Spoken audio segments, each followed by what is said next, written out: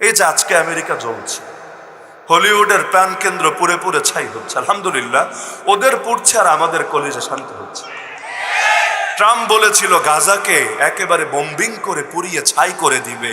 আরে গাজার বাচ্চারা আর কিচ্ছু না পারলো, বিচার তো দিয়েছে আল্লাহকে। আরে ট্রাম্প এখনো ক্ষমতায় এসে গাজায় বম্বিং করে পুড়িয়ে ছাই করতে পারে নাই, আল্লাহ ওদের কলিজাই পুড়িয়ে দিচ্ছে। এখন আফসোস করছে কোটি কোটি টাকার ক্ষয়ক্ষতি, এটা পোষাবো কিভাবে? আরে সবে মাত্র তো শুরু, মাত্র তো ট্রেইলার সামনে এসেছে, আসল পর্ব বাকি আছে। তোরা পড়বি, এমন পড়া পড়বি, শুধু দুনিয়ায় না আখিরাতেও পড়বি। আরে তোদেরকে পড়তে দেখে না মুমিনদের কলেজে সেদিন শান্ত হবে। ওয়াউমা ইযি ইয়াফরাহুল মুমিনুন, আরে যখন তোরা জাহান্নামে যাবি মুমিনরা সোফায় হেলান দিয়ে আলাল আরাইকি ইয়ানজুরুন হাল সুওইবাল কুফারু মা কানু ইয়াফআলুন, সোফার মধ্যে হেলান দিয়ে দিয়ে বসে দেখবে কাফের গুলোকে ওদের কৃতকর্মের সাজা দেওয়া হয়েছে ঠিকভাবে। আরে ইরাকের বুকে যে লক্ষ শিশুকে মেরেছিস, ভাবিস না আল্লাহর কাছে বিচার দেয় নাই?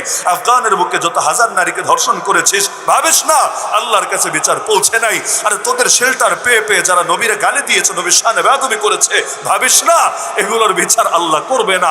মাত্র তো শুরু, তোদের নাম নিশানাও দুনিয়ার বুকে বাকি থাকবে না। এই শতাব্দী আল্লাহ চাইলে ইসলামের বিজয়ের শতাব্দী। আমাদের হীনমন্যত দরকার নেই, পরাজিত মানসিকতা ভালো কিছু না।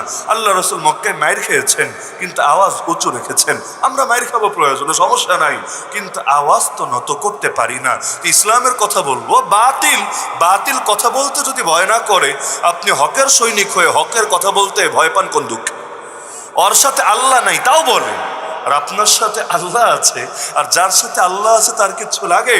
আরে সে কিভাবে নিজের সুর নত রাখতে পারে? শাইখুত তাফসীর আল্লামা মাহমুদ আলী লাহোরী রাহমাতুল্লাহ আলাইহি, আরে যখন ব্রিটিশদের কারাগারে বন্দি নির্বাসনের সাজা দিয়েছে, তুষার পড়ছে, ঠান্ডা নিবারণের কাপড়ও দেয় নেই পর্যাপ্ত, এক পর্যায়ে আল্লাহর বান্দা অজ্ঞান হয়ে পড়ে গেছে। গার্ড ভেবেছে মরেই গেছে, গিয়ে অফিসারকে জানালো, অফিসার বলল ভালোই হয়েছে, মোল্লা মরেছে, আপদ বিদায় হয়েছে, আমরা ফাঁসি দিলে আন্দোলন হতো, এখন তো আন্দোলনের কিছু নাই, কারণ এমনি মরে গেছে। পরে দেখা গেল যখন বরফ গলতে শুরু করেছে, আসমানে সূর্যের দেখা মিলেছে, তাপ পেয়ে এবার হুজুরের চোখ নড়ছে হালকা হালকা করে। গার্ড দেখে ডেকে আনলো অফিসারকে, স্যার ও স্যার জলদি আসেন, মোল্লার দেখি কই মাসের প্রাণ, এখনো জিন্দা আছে, এখন হুজুর দেখে যান না। এসে দেখে আসলে জিন্দা আছে, শ্বাস প্রশ্বাস চলছে, চোখও হালকা হালকা করে মিলছে। এই অবস্থায় কিন্তু শরীর নাড়ানোর শক্তি নাই, যেন জিন্দা কঙ্কাল পড়ে আছে। অফিসারের মায়া হলো, টিটকারি মেরে বলল, কিরে মোল্লা, আমাদের বিরুদ্ধে যুদ্ধে নামলি, হিন্দুস্তানে থাকতে দিবি না, আমাদেরকে হিন্দুস্তান ছাড়া করবি, হ্যাং করবি ত্যাং করবি, এখন দেখি শরীরই নড়ে না, রক্ত ঠান্ডা হয়ে গেছে, নাড়ানোর শক্তিই পাচ্ছিস না। ওই অবস্থায় আল্লাহর বান্দা ইমানি বলে বলিয়ান হয়ে, গায়রত কাকে বলে, ইমানে বলে বলিয়ান হয়ে বলে উঠলেন, আরে রক্ত ঠান্ডা হয়েছে তাতে কি, আল্লাহর কসম করে বলি তোদের জুলুম সইতে সইতে ইমান তা আগের চাইতেও গরম হয়ে গেছে। তাহলে সুতরাং মুসলমানের আবার সেকুলারিজম কি, ধর্ম নিরপেক্ষতা কি? মুসলমান সর্বদা আল্লাহর পক্ষে। নিরপেক্ষতা বলতে কিচ্ছু নাই দুনিয়াতে, নিরপেক্ষ শব্দই নিরপেক্ষ না, হয়তো রহমানের পক্ষে না হলে শয়তানের পক্ষে, হয়তো আলোর পক্ষে না হলে অন্ধকারের পক্ষে, হয়তো হকের পক্ষে না হলে বাতিলের পক্ষে। নিরপেক্ষতা আবার কিরে ভাই? আমাদের বলতে কোনো দ্বিধা নাই, আমরা আল্লাহর শাসন চাই। যেমন গণতন্ত্র এসে শেখায় এখানে জনগণের শাসন চলবে, জনগণ যা চায় তা হবে। রাজতন্ত্র এসে শেখায় রাজার শাসন চলবে, রাজা যা চায় তা হবে। আমরা বলি আল্লাহর জমিনে আল্লাহর শাসন চলবে, আল্লাহ যা চায় তা হবে। জনগণ যদি বিড়ি খেতে চায়, আল্লাহ নিষেধ করে দিয়েছে বিড়ি খেতে দেওয়া যাবে না। সব শরীফগুলো যদি শরীফা হতে চায়, ওরা যতই চাক না কেন, একটারও শরীফা হতে দেওয়া যাবে না। আরে জনগণ তো কত কিছুই চায়, তো কি হয়েছে? আল্লাহর জমিনে আল্লাহর শাসন চলবে। নামাজ পড়তে না চাইলে প্রয়োজনে পাওয়ার দিয়ে নামাজ পড়ানো হবে। 10 বছর বয়সেই বাচ্চারে পিটাতে হয় নামাজের জন্য, নবীর হাদিস। যদি আমল করেন না, আপনারা আমল করেন না, কিন্তু মৃত একটা সুন্নাত এই সমাজে মেরে ফেলেছে মানুষ, নবীর সুন্নাত। সন্তানের বয়স 10 হলে নামাজ না পড়লে পিটাবা। 10 বছরের বাচ্চা নামাজে এখনো বালিগি হয় নাই, নামাজ ফরজে আইনি হয় নাই, তার আগেই পিটাবা ট্রেনিং কমপ্লিট করার জন্য। কারণ ট্রেনিং যত শক্ত হবে ফিল্ড তত সহজ হবে। আগ থেকে ট্রেনিং করে করে যখন রক্তে মাংসে মহাব্বত মিশে যাবে, নামাজ ছুটবে না ইনশাআল্লাহ। তাহলে যেমনিভাবে ফ্যামিলির অভিভাবক, ফ্যামিলির শাসক, ফ্যামিলির সদস্যদেরকে নামাজি বানাতে হয়, ওয়া'মুর আহলাকা বিস-সালাতি ওয়াসতাবির আলাইহা, একইভাবে দেশের শাসকও দেশের জনগণকে নামাজি বানাতে হয়। এজন্য কোরআনের এই আয়াত পড়লে আগে বুঝতাম না ছোটবেলায়, ফাওয়াইলুল লিল মুসাল্লিন, ধ্বংস হোক নামাজিরা। কি রেডা বা কেমন কথা! ধ্বংস হোক বেনামাজি না, ধ্বংস হোক নামাজিরা। এটা কেমন কথা? যদিও পরে আছে উদাসীনতার সাথে নামাজ পড়ে লোক দেখানোর জন্য, যতই হোক নামাজ তো পড়ে, তো বেনামাজের চাইতে তুলনামূলক তো ভালো বটে, কিন্তু আল্লাহ বলে দিচ্ছেন ধ্বংস হোক।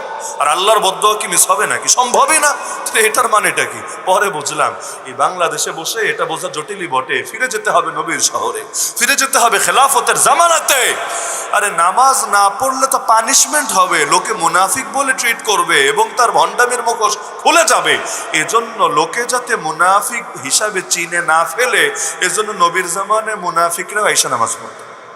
যদিও নামাজটা ঠিকভাবে পড়তো না, ইদা কামু ইলা সালাতি কামু কুসালা, অলস ভঙ্গিতে দাঁড়াতো, ইউরাউনান নাস, মানুষকে দেখাতো, ওয়ালা ইয়াযকুরুনাল্লাহ ইল্লা কালিলা, আল্লাহকে খুব কম স্মরণ করতো। কিন্তু আশা লাগতো আমাদের নির্বাচন হলে যেমন আশা লাগে অনেকে, কারণ জানে এমনি একম কুকম যাই করুক, পাবলিকরে একটু দিনদারি দেখানো লাগবে, ধর্ম ব্যবসা করা লাগবে, না হলে ধান্দাবাজি হবে কিভাবে। তাহলে মুনাফিকরাও নামাজ পড়তো, কিন্তু যেহেতু ঈমান নাই, আর নামাজ ওরা জাহান্নাম থেকে বাঁচাবে না, আল্লাহ মুনাফিকদের বুঝাচ্ছেন ফাওয়াইলুল লিল মুনাফিকিন আল মুসাল্লিন। ওই মুনাফিক মুসল্লি যেগুলো আছে, যেমন কাদিয়ানীরাও তো নামাজ পড়ে, তো কি হয়েছে রে ভাই? তো নামাজ পড়তে পড়তে কপালে দাগ ফেলে দিলেও তুই জাহান্নামী, যদি এই অবস্থায় তোর মরণ হয়। তুই দান করতে করতে সব সম্পদ ব্যয় করে দিলেও তুই জাহান্নামী। তুই হজ প্রতি বছর করতে করতে পয়সা পাতি খোয়া ফেললেও তুই জাহান্নামী। যতদিন তুই আমার নবীর সর্বশেষ নবী না মানবি, গোলাম আহমদ কাদিয়ানীর নবী বলবি, মাহদি বলবি, ঈসা বলবি, তুই জাহান্নামী, জাহান্নামী, জাহান্নামী। নামাজ পড়লেও তোর বাঁচা নাই, রোজা রাখলেও তোর বাঁচা নাই, হজ যাকাত করলেও তোর মুক্তি নেই। তাহলে সুতরাং এই বিশেষ বিশেষ শিরিকগুলো থেকে নিজেদেরকে হেফাজত করতে হবে। উপকারের মালিকও আল্লাহ, সবকিছুর মালিক আল্লাহ, হায়াতের মালিকও আল্লাহ, মৌতের মালিকও আল্লাহ। সিংহের মতো বাঁচলে হায়াত কমবে না, শিয়াল কুত্তার মতো বাঁচতে চাইলেও হায়াত বাড়বে না। যা ছিল তাই থাকবে, একটু যেহেতু কমবে না, একটু যেহেতু বাড়বে না, কারণ জন্ম হয়েছে পরে, মৌতের ফয়সালা লেখা হয়েছে আগে। সুতরাং আমাদের করণীয় আল্লাহর গোলাম হয়ে বাঁচা, আল্লাহর গোলাম হয়ে মরা, আল্লাহর সঙ্গে সম্পর্ক জোরে রাখা, আল্লাহর নাম নিতে নিতে শেষ নিঃশ্বাস ত্যাগ করার চেষ্টা করা।